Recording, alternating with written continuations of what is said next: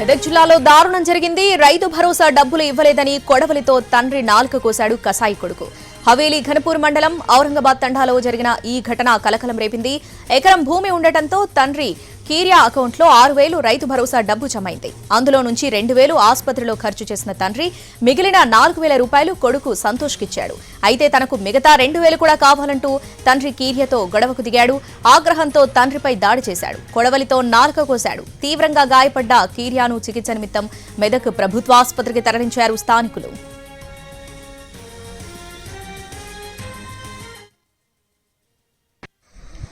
7:30 టైంలో ఒక పేషెంట్ వచ్చారు గన్పూర్ నుంచి. వాళ్ళ కొడుకు ఏదో కొడవలితో పోయడం వల్ల నాలుక ఒక 3 కుట్లు పడేంత వరకు కోసేసిండు. కోసి ఇప్పుడు కుట్లు వేసినాము, అడ్మిషన్ చేసి ఇప్పుడు ట్రీట్మెంట్ ఇస్తున్నాము. 7:30